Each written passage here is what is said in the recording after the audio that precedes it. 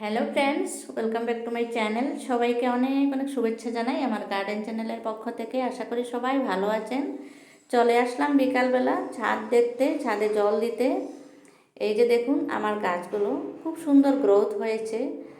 মাচাও দিয়েছি, নিজে মাচা প্রস্তুত করেছি। তেমন কিছু জানি না করার মতন, তাও একটু একটু করে যেটুক পারি করেছি, কারণ গাছগুলো নষ্ট হয়ে যাবে মাচা না দিলে।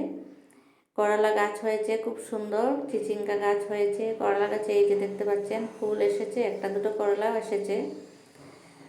খুব ভালো গ্রোথ হয়েছে গাছের, দেখে খুব ভালো লাগছে, তাই আপনাদের সাথেও শেয়ার করছি।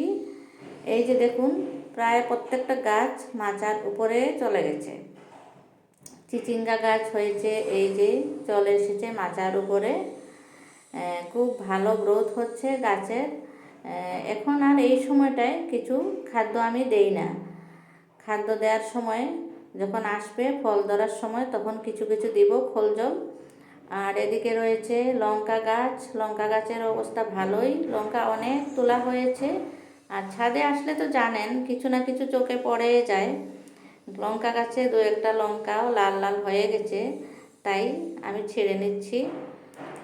লঙ্কা গাছগুলো দুবার লঙ্কা দিয়েছে, এবার থার্ড টাইম তোলা হচ্ছে। আর পুরানা বেশি হয়ে গেলে লঙ্কা গাছ তো রাখা যায় না, আমি উঠিয়ে ফেলে আবার নতুন করে চারা লাগাবো। এই গাছগুলো কিন্তু দেখতে খুব ভালো লাগছে, এখনও ওঠানোর সময় হয়নি।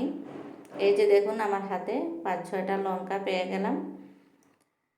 আর এদিকটায় হচ্ছে একটা বেড রেডি করছি, এটা শসা লাগানোর জন্য। শসার বীজ অলরেডি আমি লাগিয়ে দিয়েছি। একটু বড় হয়ে যাওয়ার পরে ছায়া থেকে এনে আমি রোদে এখানে লাগিয়ে দেব। এটা বেগুন গাছ, কুমড়ো গাছ দেখালাম মাচা পেয়েছে, বেগুন গাছ দেখুন আরও বেগুন এসেছে। পুরা শীতের সিজনটা বেগুন পেয়েছি এই গাছগুলো থেকে। আপনাদের সাথে আমি ভিডিও শেয়ার করেছি অনেক। এই গাছটা এখন অনেক ভালো গ্রোথ হচ্ছে, আর বৃষ্টি পড়লে আরও ভালো হবে।